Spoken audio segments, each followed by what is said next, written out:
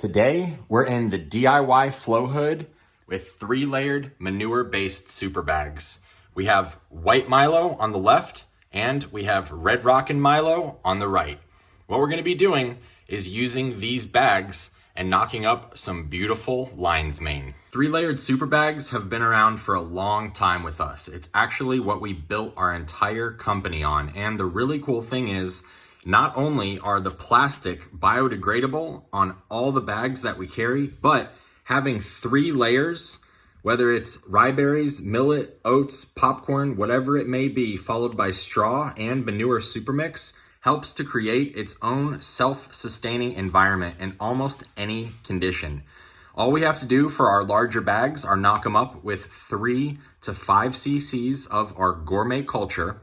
From there, we will actually rotate the bag 360 degrees all the way around, thus thoroughly making sure and mixing up all of the solution that we have injected into the bags. This is gonna help with points of inoculation. It's gonna help with our times and growth rates.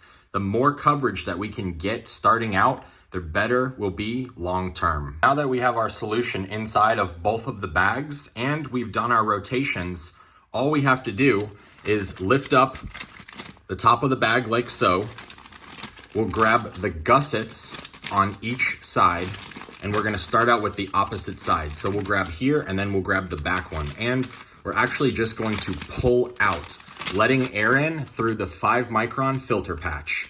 What this does is gets everything started and it inflates the bag with some fresh air to help the starting process. This may not be essential for other bags, but for our 3-layered bags, it is an essential step in the beginning stages to success. Now that we have our solution in, we've done our rotations, and we've let some fresh air in, there is no other effort that needs to go into these bags at all.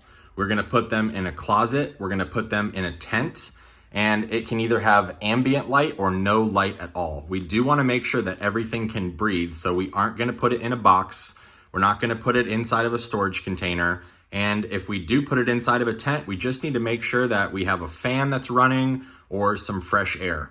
Usually, whatever temperature your house is on, which is usually 74 to 76 degrees, is perfectly fine. Those outside conditions paired with the conditions that these bags will produce from not only the thermal, from the mycelium growth and the gases that are going on inside, but being their own self-sustaining environment, they are easily adaptable to almost any situation. As long as you keep things below 80 degrees, we'll be good to go. On Patreon, we continue to get into this, but when using liquid cultures, you can expect to see growth in anywhere from 3 days to 2.5 weeks. And this is all gonna be depending on the strain. If we were gonna be utilizing spores, then we would expect to see growth anywhere from 14 to 22 days. Now that you know how to utilize our Red Rockin' Milo and the White Milo super bags from Full Send Organics, you know how to get to all the stages. All we have to do is wait for the bag to turn completely white.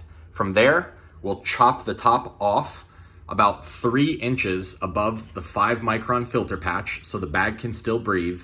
We'll start to do misting, and all of these bags come with start to finish instructions and the perfect mister. The mister will actually have instructions letting you know how often to mist, when to mist, and what to expect.